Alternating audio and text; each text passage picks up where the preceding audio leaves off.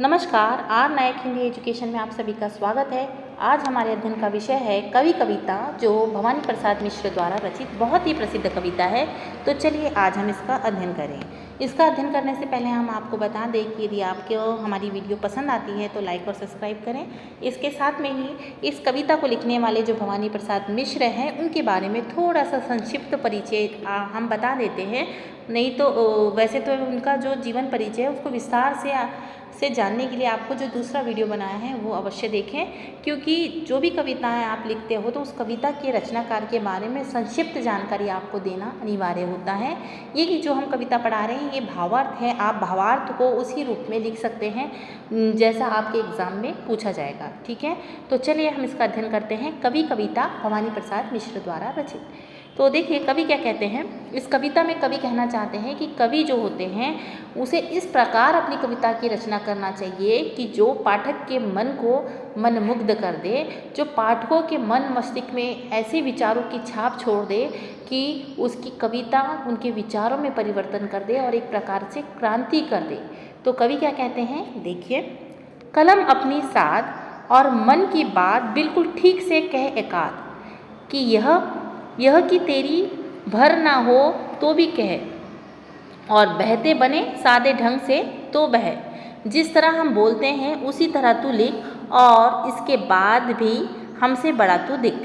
चीज़ ऐसी दे कि जिसका स्वाद सिर चढ़ जाए, बीज ऐसा बो कि जिसकी बेल बन बढ़ जाए, फल लगे ऐसे कि सुख रस सार और समर्थ प्राण संचारी की शोभा भरना, जिनका अर्थ डेढ़ मत पैदा करे गति तीर की अपना, पाप को कर लक्ष्य कर दे झूठ का सपना, विंद रेवा फूल फल बरसात या गर्मी, प्रिया प्रेम प्यार प्रिय का कष्टकारा क्रोध या नरमी, देश या कि विदेश मेरा हो कि तेरा हो विशद विस्तार, चाहे एक घेरा कि तू जिसे छू दे दिशा कल्याण की हो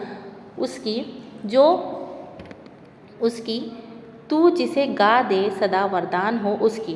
तो ये जो कविता है, केवल आपको कविता का भावार्थ पूछा जाता है आपके लेखन कार्य में, कि आपको कोई भी ऐसा प्रश्न देंगे कि उसका भावार्थ समझाइए या उसका अर्थ समझाइए या कवि क्या कहना चाहते हैं इस कविता के माध्यम से, तो आपको लिखना है। हम इसका अर्थ एक एक बता नहीं रहे हैं, केवल भावार्थ ही बता रहे हैं। ठीक है, तो देखिए क्या कहते हैं। कवि भवानी प्रसाद मिश्र की कविता कवि वास्तव में सच्ची और जिम्मेदार कविता रचना का एक घोषणा पत्र माना जाता है, जिसका भावार्थ इस प्रकार है।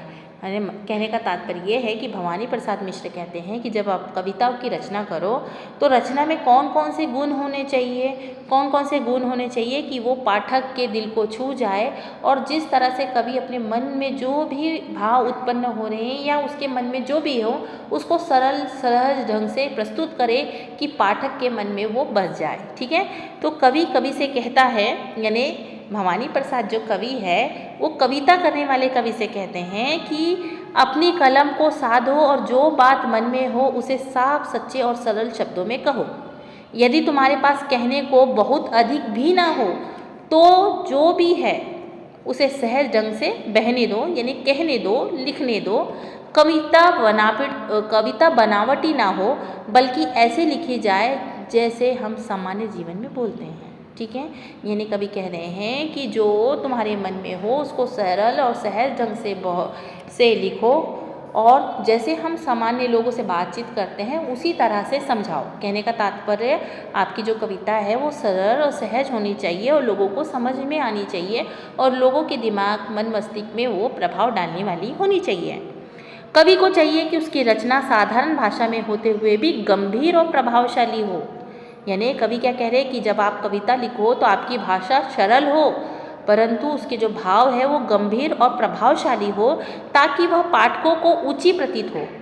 कविता ऐसी हो कि उसका स्वाद पाठक के मन पर चढ़ जाए और उसके बीज इतने सशक्त हो कि आगे चलकर विचारों की बेल बन जाए। मतलब कहने का तात्पर्य कवि कहते हैं कि हमें जो कवि लिखने वाले हैं ना, तो वो उनकी जो कविता है वो सरल और सहज शब्दों में होनी चाहिए, परंतु उसमें गंभीरता होनी चाहिए और प्रभावशाली होनी चाहिए, और वो पाठकों को ऊंची प्रतीत होनी चाहिए।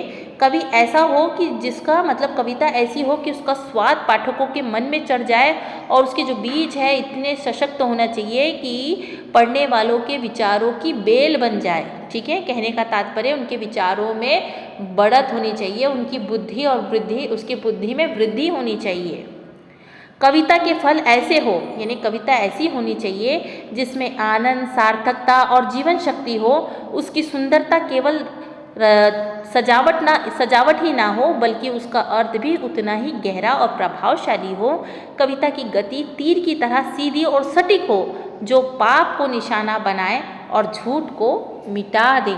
कहने का तात्पर्य यह है कि कवि कहते हैं कि कविता ऐसी होनी चाहिए जिसमें आनंद और सुख की अनुभूति हो और वो केवल दिखावटी ना हो। दिखावटी मतलब कविता लिखने की वो सिर्फ सुंदरता ही नहीं हो, उसका अर्थ और उसका स्वाद गहरा प्रभावशाली होनी चाहिए। कविता उस तीर की गति के समान होना चाहिए जो सीधी और सटीक है, जो पाप को निशाना बनाए और झूठ को मिटा दे। ठीक है, कवि कहता है कि कविता का विषय कुछ भी हो सकता है। यानी कवि कहते हैं कि आप कविता जब लिख रहे हो ना, तो कविता का विषय कुछ भी हो सकता है। प्राकृतिक है, पर्वत है, नदी है, फूल फल मौसम, प्रेम, पीड़ा, क्रोध, कोमलता, देश विदेश और व्यक्तिगत अनुभव। चाहे विषय छोटा हो या विशाल, लेकिन कविता में विशाल दृष्टि और मानव कल्याण का भाव होना चाहिए। कहने का तात्पर्य ये है कि जब आप कविता लिखो, वो किसी भी विषय में हो, परंतु उसका जो उद्देश्य है ना, वो बड़ा होना चाहिए, उसमें मानव कल्याण का भाव छुपा होना चाहिए। फिर अंत में कवि क्या कहते हैं? अंत में कवि यही कामना करता है कि कवि की रचना में इतनी शक्ति हो कि वह जिसे छू ले उसका जीवन कल्याणमय हो जाए और जिसे गा दे उसके लिए वो सदैव आशीर्वाद बन जाए। अंत में कवि क्या कामना करते हैं कि कवि की रचना इतनी सुंदर और इतनी प्रभावशाली, इतनी शक्तिशाली हो कि वो जिसे छू दे तो उसका जीवन कल्याणमय हो जाए और जिसे गा दे उसके लिए जीवन का आशीर्वाद बन जाए। तो कवि को प्रेरणा देता है कि उसकी कविता में ये सब भाव होने चाहिए और उसके काव्य में ये गुण होना चाहिए। तो आशा करते हैं कि आपको ये कविता समझ में आई होगी। देखिए, इसका निष्कर्ष बता देते हैं कि ये कविता क्या बोल रही है। ये कविता कवि को संदेश देती है कि सच्ची कविता वही है जो सरल, सत्य, सार्थक और लोक कल्याणकारी हो। कविता केवल सौंदर्य के लिए नहीं होनी चाहिए बल्कि समाज और मानवता को दिशा देने के लिए होनी चाहिए। तो कवि सभी कवियों से अनुरोध करता है कि आपकी कविता में वो गुण होनी चाहिए जो लोगों को सही दिशा दिखाए, सही मार्गदर्शन करे, लोक कल्याण करे और कविता में रस के साथ, आनंद के साथ उद्देश्य पूर्ति भी हो। तो आशा करते हैं कि आपको ये कविता समझ में आई होगी। कविता समझ में आई हो तो लाइक और सब्सक्राइब करें। धन्यवाद।